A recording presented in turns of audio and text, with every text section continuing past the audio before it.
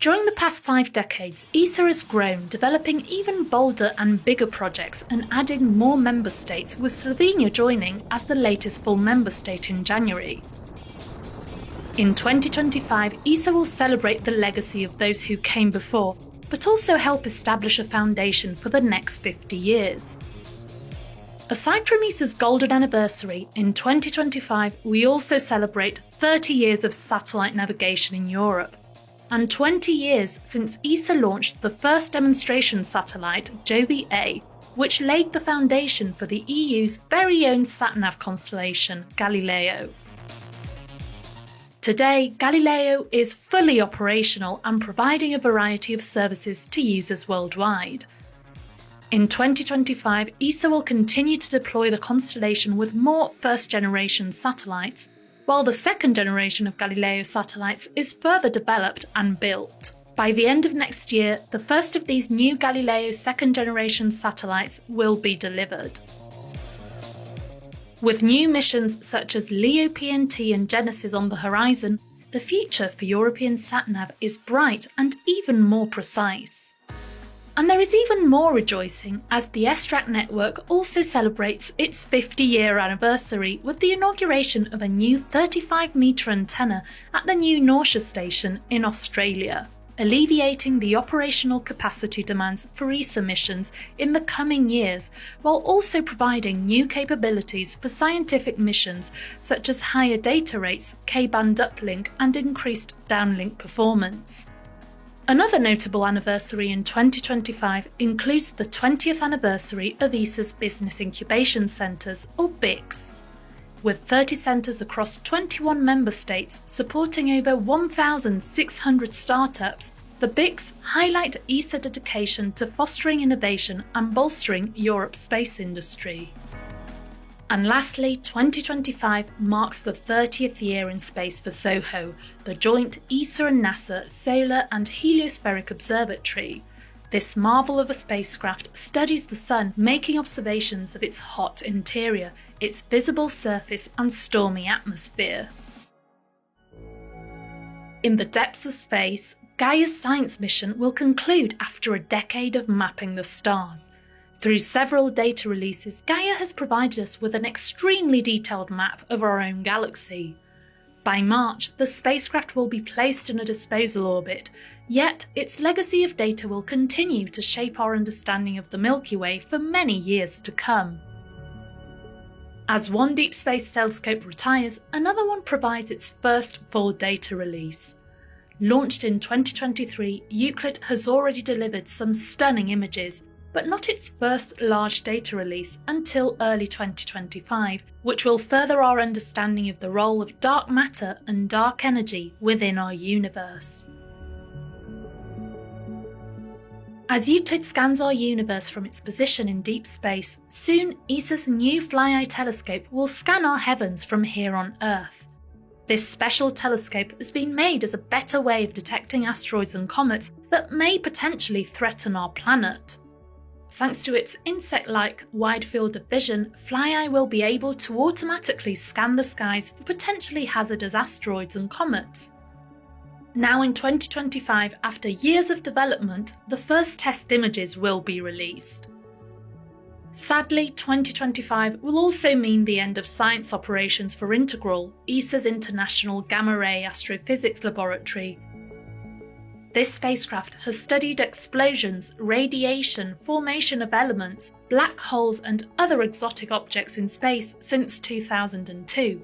Now, after 22 years, the time has come to retire the mission and start preparing for re-entry into Earth's atmosphere as ESA adheres to its zero debris principle.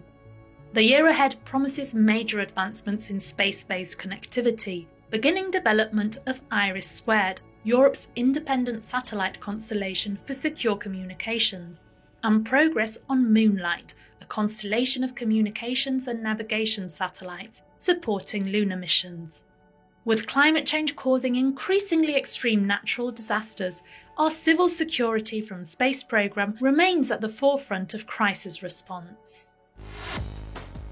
2025 will once more show ESA's dedication to our own planet through the plethora of Earth observation satellites that are to be launched in the coming year. For Copernicus, the Sentinel-4 and 5 missions will be carried by soon-to-be-launched new meteorological satellites, operated by EUMETSAT. Sentinel-4 will fly on an MTG sounder satellite and Sentinel-5 on the Meteo-P SGA-1 satellite. Both missions will focus on the variables in our own atmospheric, and services will include the monitoring of air quality, stratospheric ozone and solar radiation and climate monitoring. 2 more Copernicus satellites will also be launched in 2025. First, there is the Sentinel-1D, which will replace Sentinel-1A in orbit and work in tandem with Sentinel-1C, providing continuous radar imaging of our planet. Sentinel-6B will also be teaming up with its twin satellite once in orbit. This mission is aimed at monitoring ocean topography and sea level rise, a crucial undertaking as humankind wants to be able to better understand the effects of climate change. Biomass is another Earth observation mission that flies into space in 2025. This mission is designed to deliver crucial information about the state of our forests and how they are changing, with its novel P-band synthetic aperture radar to deliver completely new information of forest height and above-ground forest biomass from space. Biomass will also further our knowledge of the role forests play in the carbon cycle. In 2025, ESA will also launch the SMILE mission, or Solar Wind Magnetosphere Ionosphere Link Explorer. This spacecraft will fly on Vega C and is a joint mission with the Chinese Academy of Science. SMILE will study the interaction between Earth's protective shield, the magnetosphere, and the supersonic solar wind. The most powerful version of Europe's new heavy-lift rocket, Ariane 6, is set to fly operationally for the first time in 2025. Lifting off with 4 boosters from Europe Spaceport in French Guiana, this Ariane rocket will be the most powerful European rocket to be launched into space.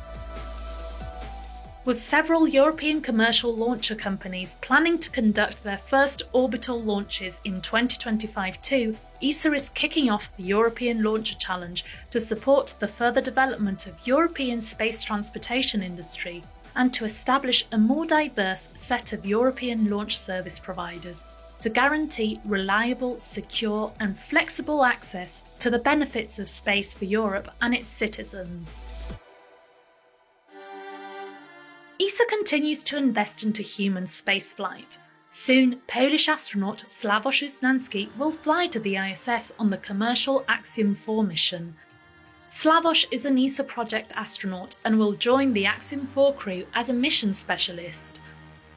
The crew will remain on board the ISS for 14 days and conduct microgravity research and educational activities after docking with the orbital laboratory.